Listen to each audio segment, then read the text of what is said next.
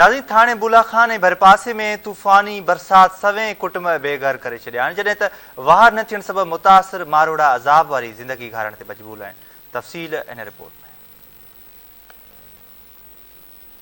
मौजूदा चौमासी बरसातुनि में जिते सॼे कोस्तान इलाइक़े थाणे बुलाखान जे मिसकीन मारू माण्हुनि जा इंज वधी विया आहिनि, उते थाणे बुलाखान शहर में खाना बदोशीअ वारी ज़िंदगी गुज़ारींदड़ सोलंगी माछी महिला जा रवासी तमामु घणो मुतासिर थिया आहिनि।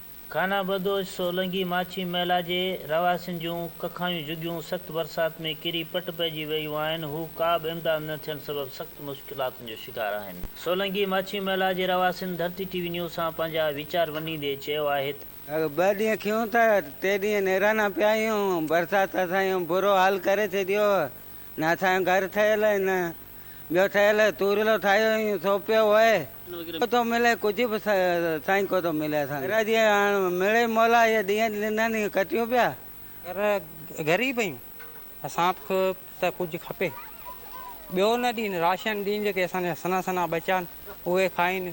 ऐं सभिनी खे टेंट ॾिनऊं, राशन ॾिनऊं। ऐं हरेश साहब जेको उन खे असीं गुज़ारिश कयूं था त इहो असांखे महिरबानी करे कुझु ॾे, राशन ॾे, जीअं असांजा बचा सना खाई सघनि। कुझु कोन्हे, ऐं सना सना असांजा बचा जीअं बुख था मरनि, असां ते को खियण लाइ कुझु कोन्हे। राति जो असीं नेराना सुम्हिया रहूं। घर असांजो आहे, न को असांजो तड़व। असां हाणे माॻी ज़मीन था उथारिनि था, मलिक साहिब खे अपील आहे त असांखे पंहिंजो जा घर ठाराए ॾे। असांखां ज़मीन बि फ्री नथा थियनि था, असीं ज़मीन विकिणूं था।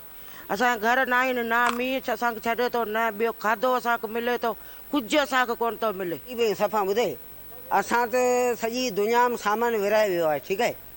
असांखे अॼु सुंदो न को पाल पतरी मिलियूं, न को सामान मिलियो। कंहिंखां पुछियो त असां कुझु मिलियो, का शइ कोन मिली। असीं हिकिड़ो टाइम खियूं था त 3 ॾींहं नेराना पिया आहियूं। असांजे घरनि जा इहे हलनि, राति जो निंड कोन्हे, ॾींहं सॼो ॾींहुं मींहं ते पिया आहियूं। ॿुधे, असीं सफ़ा सोरे में। असांजी गुज़ारिश आहे मलिक असद साहिब खे ऐं पुनल खान खे त असांजी मदद कंदा। सूरत अलाह सां इहा लॻी पई, हिकिड़ी त बेरोज़गारी, हिकिड़ी अलाह मथां रहमत। घर जा हाल अहिवाल हे आहिनि। गवर्नमेंट सां जेके पनि महिरबानी करे असांजो ख़्यालु कनि। असांजी पोजीशन आहे सफ़ा आउट लॻी पई, घर में पोड़ी अम्मा आहे, उहा बि बीमार आहे। उनजे लाइ कोन्हे, एतिरो कोन्हे त असीं खणी किथे ॾेखारियूं। शुगर जी पेशेंट अलॻि आहे, ब्लड प्रेशर जी अलॻि आहे। राति विया आहियूं अस्पताल में, दिलि में ड्रिप चाढ़ियूं, तंहिंमें बि को फ़र्क़ु कोन पियो।